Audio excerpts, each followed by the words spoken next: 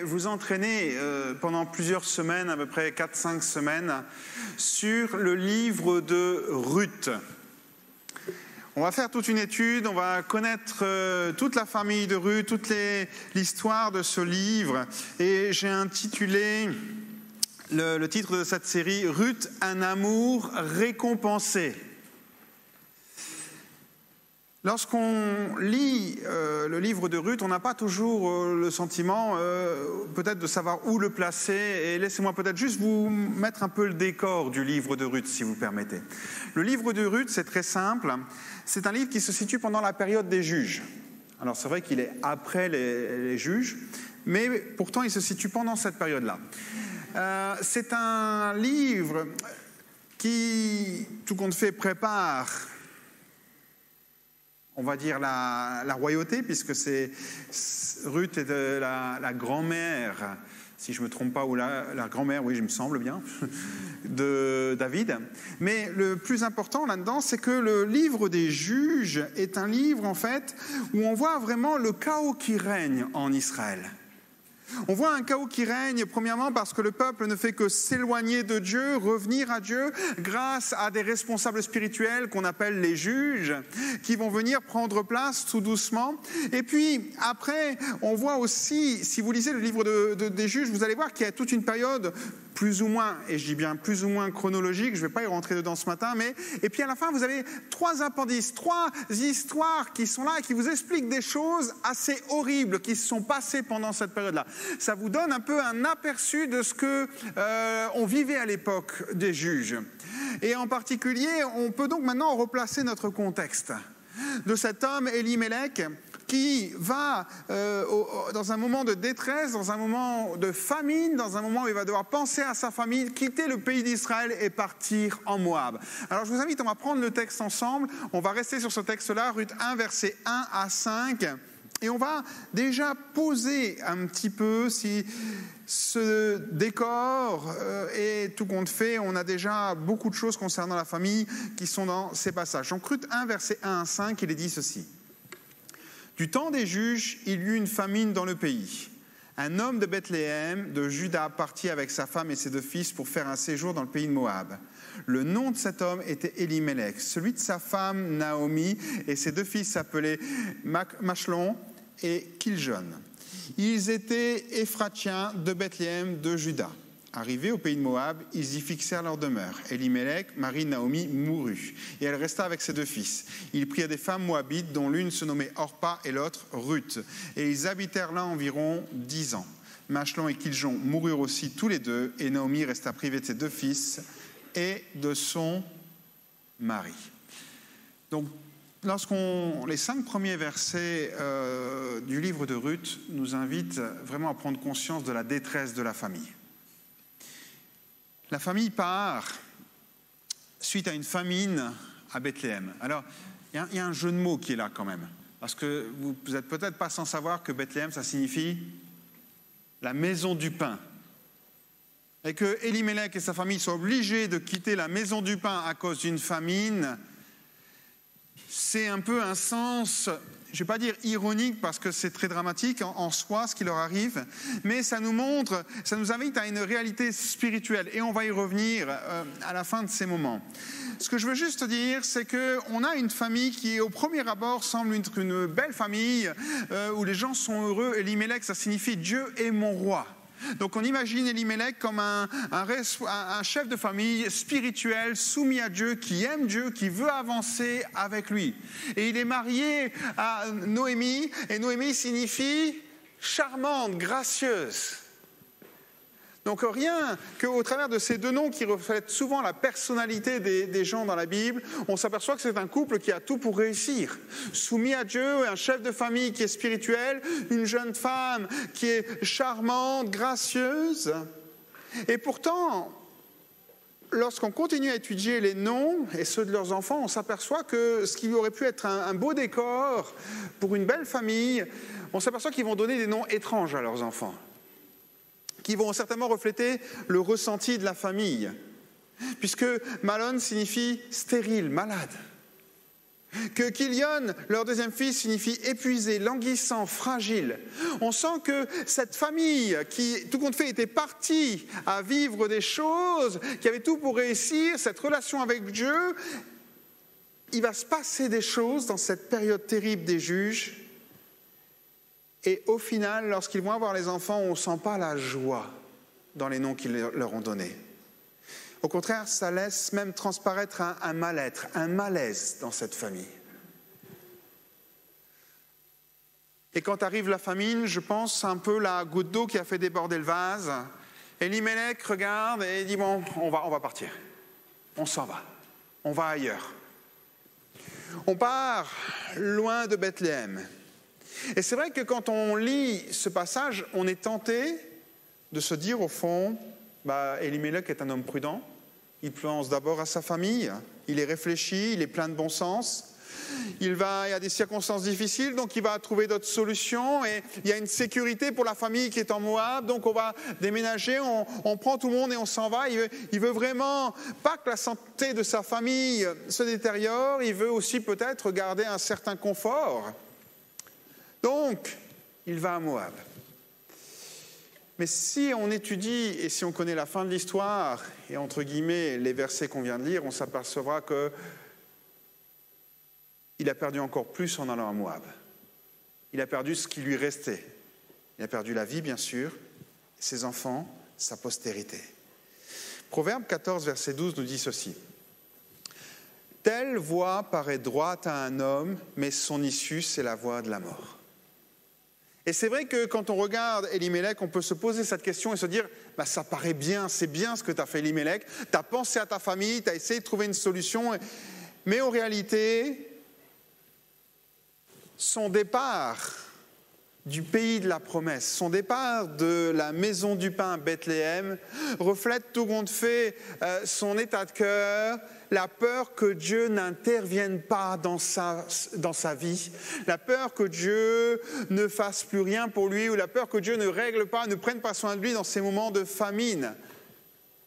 Tout compte fait, Elimelech, qui signifie mon Dieu est roi, j'ai envie de dire qu'Elimelech, à ce moment-là, il a repris les rênes de sa vie. Il a dit, Seigneur, je t'ai fait confiance, mais là, la famine, c'est trop, je m'en vais. Je m'en vais et on va aller avec toute la famille à Moab. Remarquez que le mot en hébreu pour dire qu'ils sont partis à Moab n'est pas un départ définitif. Le mot sous-entend bien que c'est une période. Alors on le comprend bien, quand il part avec toute sa famille, ce n'est pas pour un an. On ne déménage pas pour un an dans un autre endroit. Il part avec toute sa famille, mais le mot hébreu est très clair, il sous-entend qu'ils vont revenir. C'est juste une période. Tout le monde fait la période va durer 1 an, 2 ans, 3 ans, 10 ans. Et pendant ce temps-là, il a repris les rênes de sa vie. Lorsque le désert nous paraît plus fertile que l'endroit de la promesse, lorsque le désert nous paraît plus fertile que l'endroit où Dieu nous a placés, que lorsque le désert nous paraît mieux, tout compte fait, que tout ce qu'on peut avoir en Dieu, même si on passe par un moment difficile de famine, d'épreuves compliquées, et qu'on se pose cette question, Seigneur, j'étais quand même mieux avant, ou peut-être qu'il y a cette solution-là qui va m'aider. Des fois, on le vit au sein d'un couple.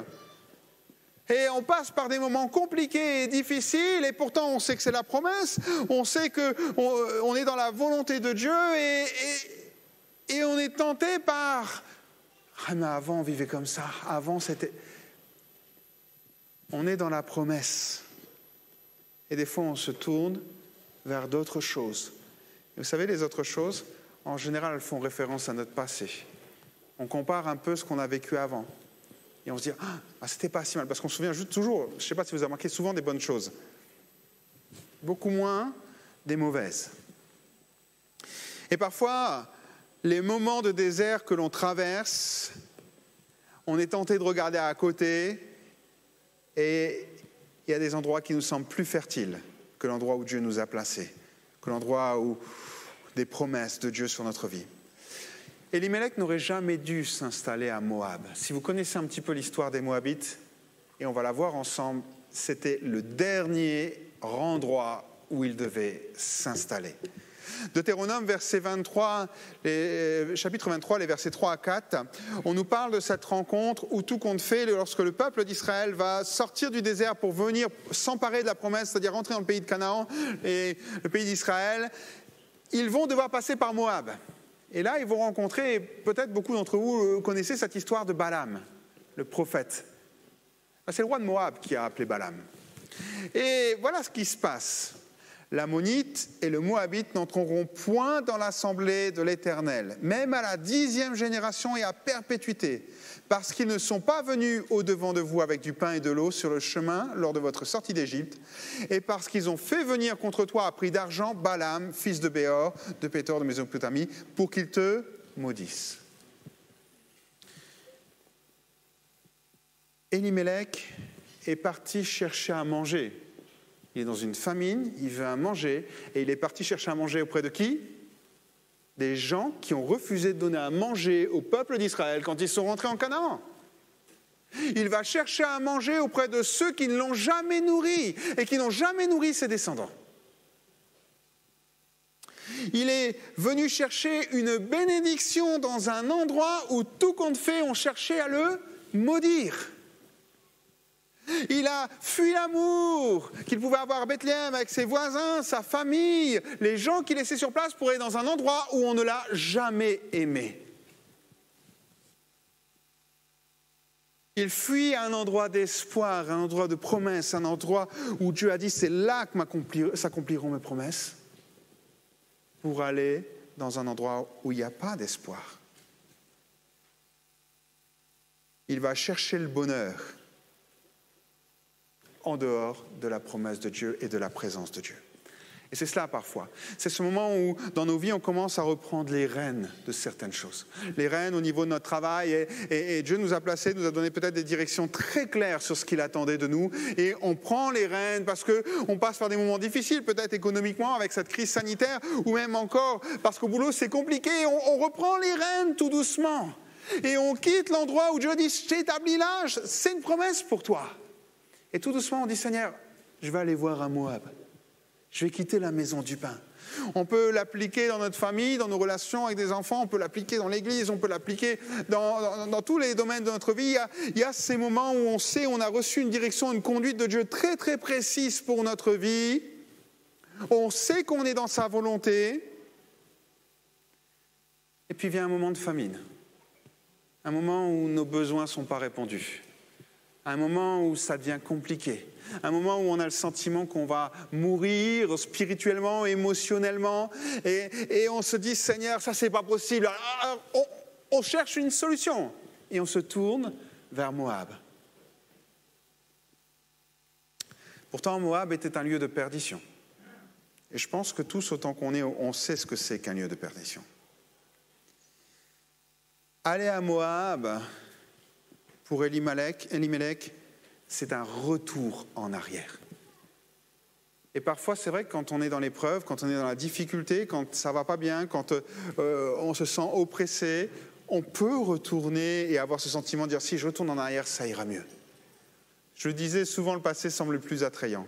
Et pourtant, si nous reprenons le passage de Deutéronome 23, mais qu'on aille un petit peu plus loin, versets 4 et 5, on s'aperçoit que l'endroit du passé a été l'endroit de leur perte. Parce que l'histoire du peuple d'Israël avec les Moabites, ce n'est pas juste une histoire de Balaam qui a voulu maudire le peuple. Parce que le roi de Moab a réussi à faire ce qu'il voulait faire. Regardons-le ensemble, Deutéronome 23, et là on lit les versets 4 et 5. Parce qu'ils ne sont pas venus au-devant de vous avec du pain et de l'eau sur le chemin lors de votre sortie d'Égypte, et parce qu'ils ont fait venir contre toi à prix d'argent Balaam, fils de Béor, de Pétor, en Mésopotamie pour qu'il te maudisse. Et le verset 5 dit, « Mais l'Éternel ton Dieu n'a pas voulu écouter Balaam, et l'Éternel ton Dieu a changé pour toi la malédiction en bénédiction parce que tu es aimé de l'Éternel. » Je vous le disais donc, le roi de Moab appelle un prophète, quelque chose dans ce style-là, et il dit, voilà, je voudrais que tu maudisses ce peuple. Pourquoi ? Parce qu'on va leur livrer la guerre. Si tu les maudis, ils vont perdre. Alors, maudis-les. Et puis, lorsque Balaam a voulu le faire, il a dit, je ne peux pas le faire. Parce que c'est le peuple de Dieu. Ils sont bénis par Dieu. Je ne peux rien faire contre eux. Alors, l'histoire aurait pu s'arrêter là.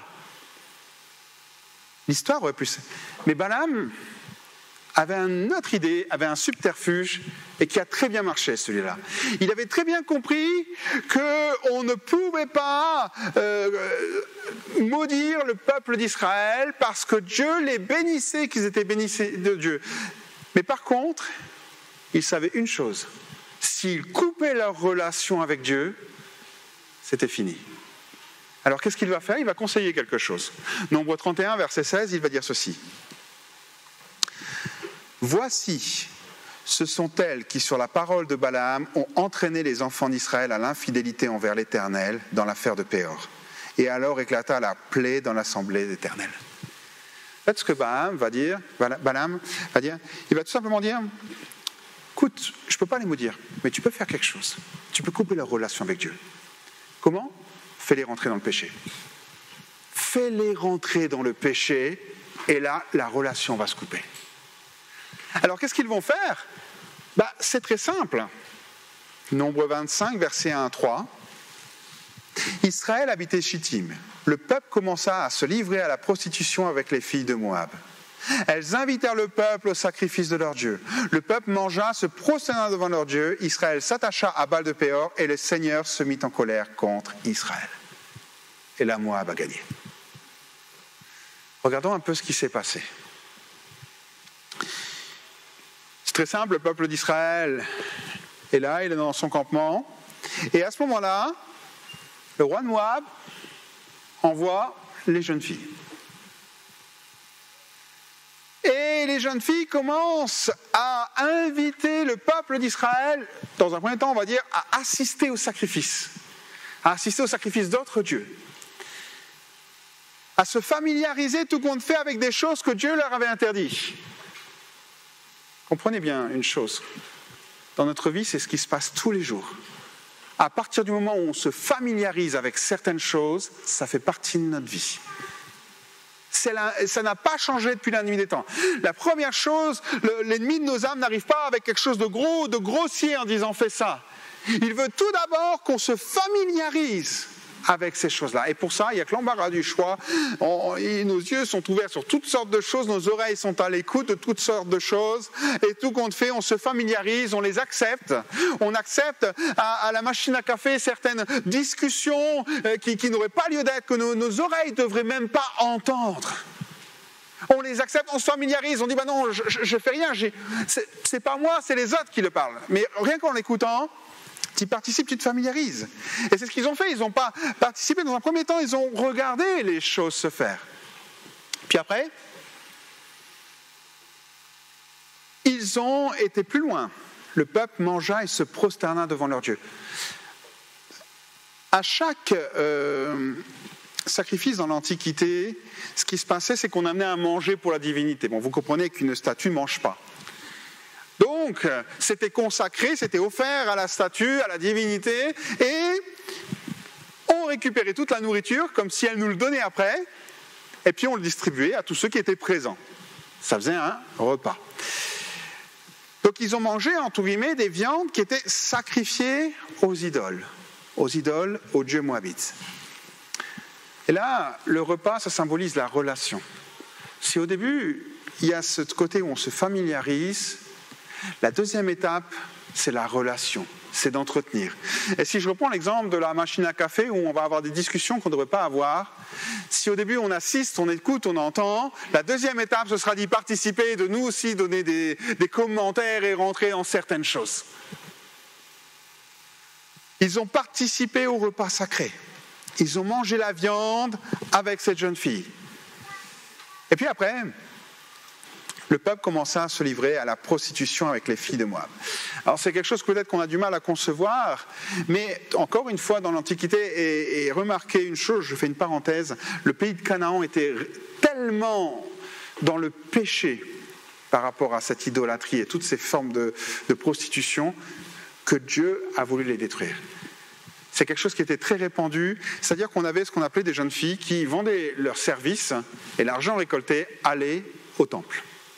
La prostitution, si vous préférez, mais pour le temple. Et donc, qu'est-ce qui va se passer avec ces jeunes filles? Elles vont avoir des relations intimes avec tous les jeunes gens, les Israélites qui seront là. Donc, ils sont venus, ils se sont familiarisés.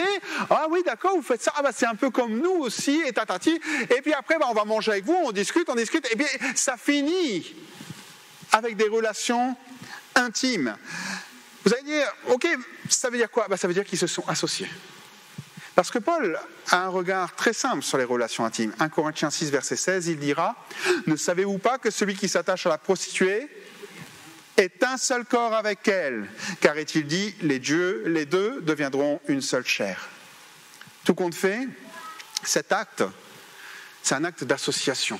Pas juste d'association avec la personne, mais avec ce qu'elle représente, avec le Dieu qu'elle adore, avec... Tout compte fait, tout ce que ça représente. Et là, le roi de Moab a gagné. Le peuple est dans le péché, il n'a plus la faveur de Dieu. Il n'a plus la faveur de Dieu. C'est une union bien plus que physique, c'est une union spirituelle. Les Hébreux se sont associés à ce que les prostituées représentaient. Et ce que les prostituées représentaient, c'était les dieux moabites. Ce que je veux dire par là, c'est que Elimelech, tout doucement, mais sûrement, va en Moab. Et des fois, nous ne réalisons pas qu'en voyant un endroit qui nous semble plus fertile, qui nous semble plus être en paix, qui nous semble plus, qui est peut-être épanouissant pour nous, on ne se rend pas compte que tout doucement, on va en Moab et que la séduction va être là, qu'on va se familiariser avec certaines choses, qu'on va juste éprouver le besoin d'avoir des relations dans ces domaines-là avec les gens. Et tout compte fait, au final, sans s'en rendre compte, on sera complètement éloigné de Dieu. On ne sera plus avec lui. Moab représente le lieu de séduction. Celui qui te dit, c'est compliqué ce que tu traverses en ce moment, c'est dur. Mais moi j'ai une solution, va en Moab, tu verras, ça ira mieux.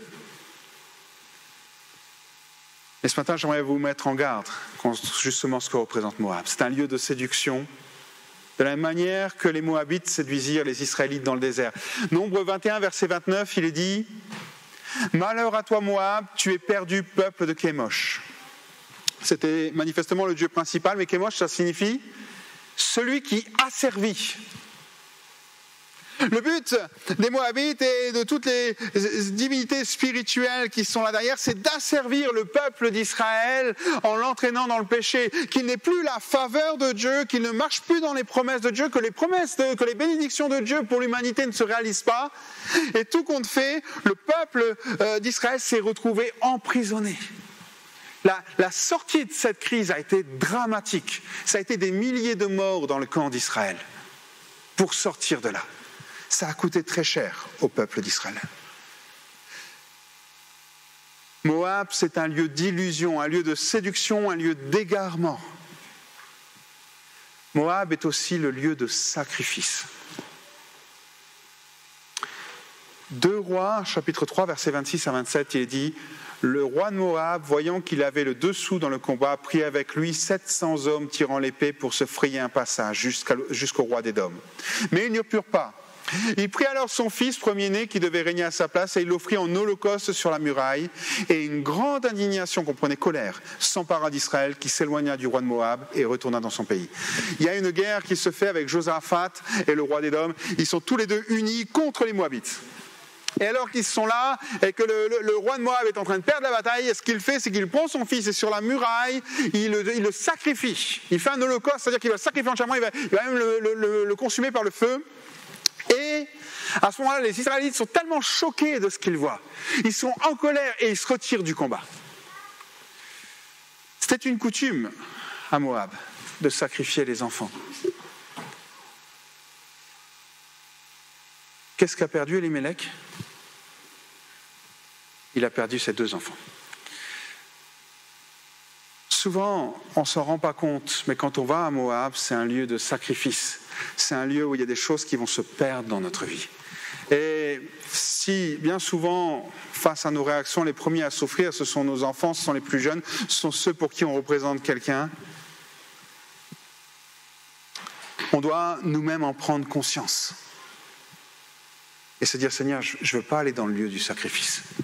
Je ne veux pas aller dans cet endroit-là et perdre ce que toi tu m'as donné.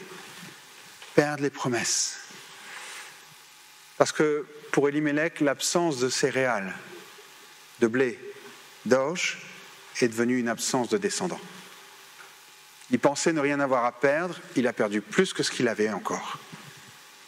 Sans héritier, la maison d'Elimelech, elle perdait son héritage. Elle perdait ce nom en Israël, la lignée s'arrêtait là. Elle perdait tout en Israël. Et c'est ça qui est assez surprenant, c'est qu'à ce moment-là, Noémie est vraiment même plus sur la liste des descendants de Jésus. Elle n'est même plus sur la liste. Et il va y avoir un miracle formidable, une restauration de la part de Dieu pour que Jésus, qui est descendant de David, qui est descendant de Ruth, qui est descendant de Naomi, par alliance, puisse venir, puisse continuer cette génération. Mais c'est aussi un lieu, frères et sœurs, un lieu d'amertume. On ira plus en détail une prochaine fois là-dessus, mais Naomi l'a dit, je vous l'ai dit, c'est ma charmante, ma gracieuse. Et quand tous ces événements viennent à se passer, Naomi dira, Ruth, chapitre 1, verset 20, « Ne m'appelez pas Naomi, appelez-moi Mara, car le Tout-Puissant m'a rempli d'amertume. » Elimelech avait quitté le pays de la promesse, le pays de la maison du pain, pour aller dans un endroit qui se sent le plus sécuritaire, un endroit où il allait protéger sa famille, un endroit où ils allaient pouvoir subvenir à leurs besoins. Et tout compte fait, en quittant cet endroit, il a perdu tout. Il a perdu la vie, il a perdu ses enfants, il a perdu tout ce qui était là. Bethléem, c'est la maison du pain. Naomi dira, j'étais dans l'abondance à mon départ. Je répète, j'étais dans l'abondance à mon départ. Des fois, il faut tout perdre pour réaliser ce qu'on avait encore à perdre.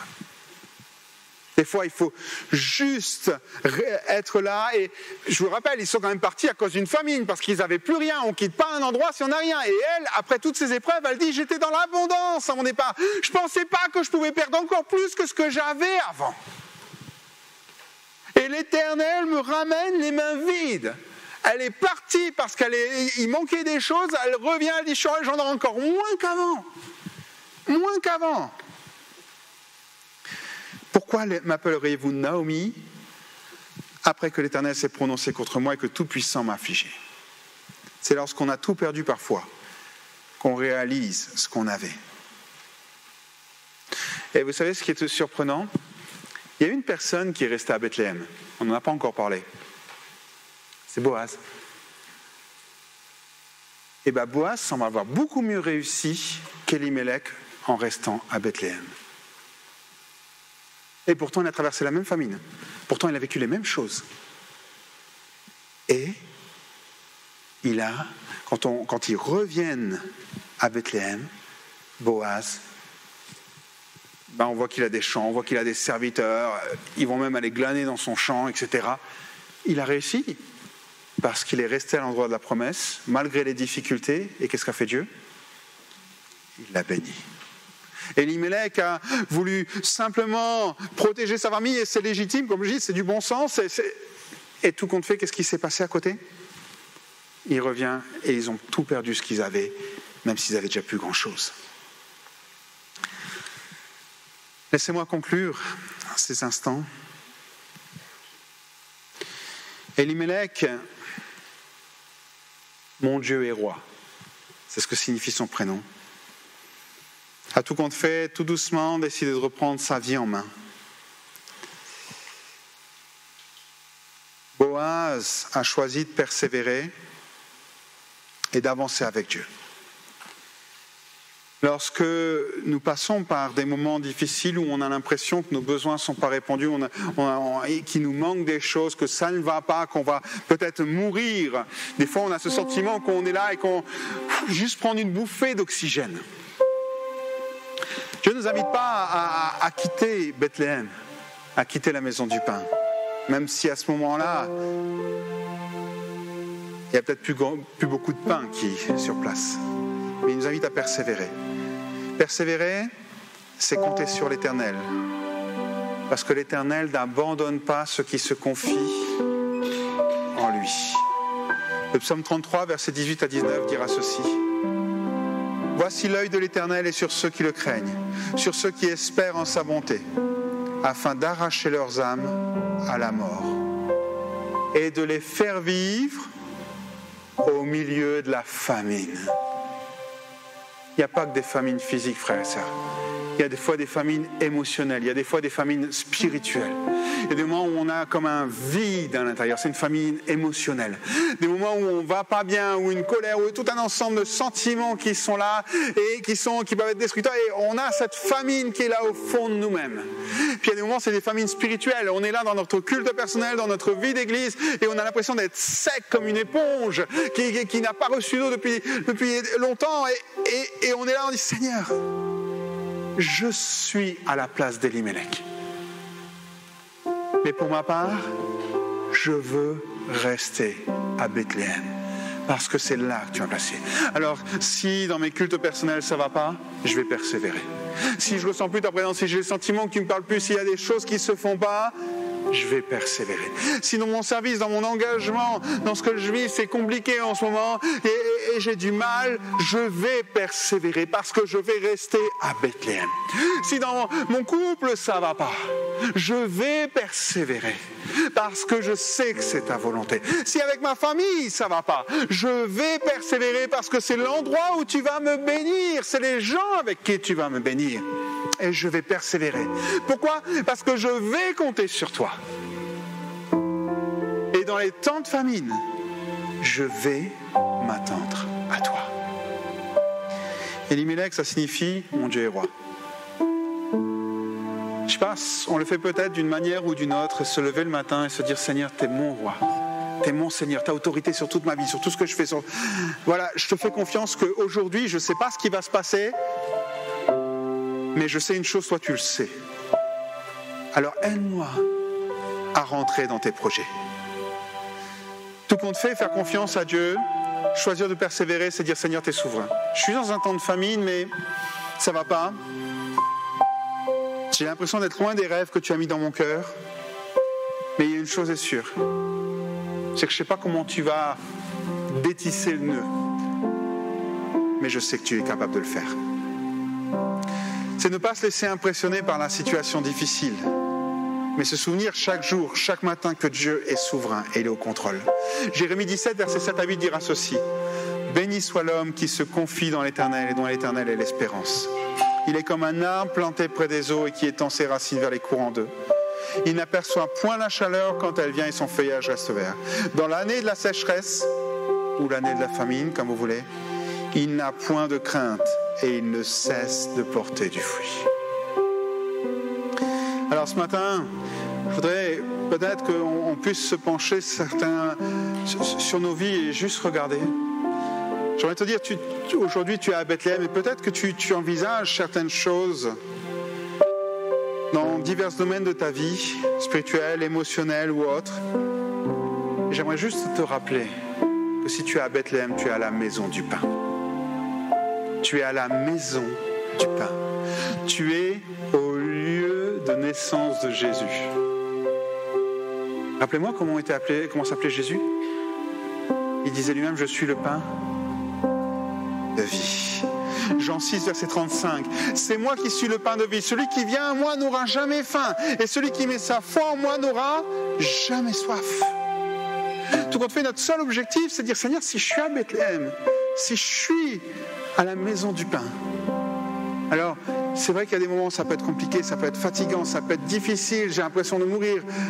Mais Seigneur, une chose est sûre, si je suis là où tu m'as placé, Alors si je reste dans ta présence, si je te cherche de tout mon cœur, si je te fais confiance, si je crois que tu diriges toutes choses, alors tu vas satisfaire ma faim et ma soif. Alors tu vas m'accompagner dans ces moments compliqués. Une famine dans un lieu de bénédiction, ça existe.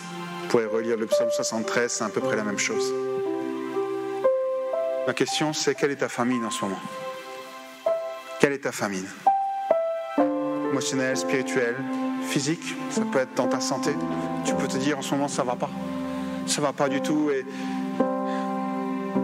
le Seigneur te dit, je vais juste te bénir. Je vais te bénir, fais-moi juste confiance. J'ai envie de te dire, ne fais pas la même erreur qu'Elimelech. Ne quitte pas Bethléem pour aller en Moab. Ne quitte pas la maison du pain pour aller dans un pays d'adoration, de malice. Ton amour et ta fidélité envers Dieu dans les temps d'épreuve seront récompensés. Et ce n'est pas une promesse ou une prophétie de Laurent, c'est ce que dit la Bible. Ton amour et ta fidélité envers Dieu dans les temps d'épreuve seront récompensés. Peut-on incliner quelques instants au fond, s'il vous plaît? Et se demander juste, j'aimerais juste peut-être inviter tous ceux qui sont là, peut-être que tu es déjà en Moab. Mais tu sais, Elimelech, c'était un voyage provisoire qu'il envisageait. Alors, rien ne t'empêche de revenir. Peut-être que tu avais l'intention d'y aller. Ok, défais tes valises. J'aimerais que tu puisses compter sur Dieu. Tu puisses juste lui dire, Seigneur, c'est difficile à un moment. Je passe par des moments difficiles, compliqués. J'ai l'impression que je vais mourir, peut-être émotionnellement, spirituellement. Je ne sais pas combien de temps je vais tenir. Mais Seigneur, je veux te faire confiance. Tu m'as placé dans la maison du pain. Tu as permis que Jésus vienne dans ma vie et me nourrisse. Alors Seigneur, ce matin, je veux m'abandonner entre tes mains et abandonner cette situation. Est-ce que je peux juste un instant prier avec vous et est-ce que, en restant assis, j'ai vraiment à cœur de peut-être faire un appel et de prier plus spécifiquement pour chacun. On va garder les yeux fermés un instant. Et j'aimerais juste que vous puissiez, je ne vais pas vous faire lever, mais juste peut-être lever vos mains. Et vous ne levez pas devant moi, vous les levez devant Dieu. Ça doit être un moment marquant pour vous dire, Seigneur, j'ai pris une résolution là et je veux m'en souvenir. Je voudrais qu'à la résolution intellectuelle, vous associez la résolution physique. Et si tu es de ces personnes qui disent, Seigneur, je suis en Moab, je veux revenir. Ou bien, je me préparais à partir où ça ne va pas, ou même je suis en difficulté en ce moment et je suis dans cette famine. J'aimerais prier avec toi. Alors, je t'invite simplement là où tu es à lever ta main, quelques secondes. Juste quelques secondes. Il y en a plusieurs qui lèvent leurs mains. Voilà, sur la gauche. Je vous ai vu, vous pouvez baisser vos mains. Alléluia. Vous pouvez baisser la main aussi, à droite. Dans le fond, là-bas aussi, à droite, oui. Vous pouvez baisser les mains. On prie ensemble, au moment de la grâce de Dieu. Seigneur, je te prie pour toutes ces personnes qui ont levé leurs mains. Seigneur, ce n'est pas devant des hommes qu'elles les ont levées, c'est un peu comme une main qui cherche à saisir ta main, qui cherche juste un soutien de ta part. Seigneur, non pas que tu ne soutiennes pas, mais Seigneur, des fois on a besoin que ce soit plus intense. On a besoin de sentir ta présence. On a besoin de se sentir, Seigneur, proche de toi, Seigneur. Et je te prie vraiment pour chaque personne qui a levé sa main. Tu connais les besoins et tu sais y répondre, Seigneur mon Dieu. Ce matin, ce qui était nécessaire, Seigneur, est vital. Seigneur, tu vas y répondre. Parce que tu es le Dieu qui donne, Seigneur. Qui donne la vie. Tu es notre nourriture, Seigneur, spirituelle, émotionnelle. Et je prie ce matin, Seigneur, pour que tu bénisses chacune de ces personnes, que tu les accompagnes. Je prie pour que tu les rassures dans ce qu'elles vivent et traversent, Seigneur. Je prie pour que ce matin, Seigneur, ce soit juste un jalon peut-être sur leur cheminement au travers de ces instants, disant, je suis avec toi, j'ai toujours mes regards sur toi et je t'accompagne, je ne t'ai pas abandonné, je ne t'ai pas mis de côté.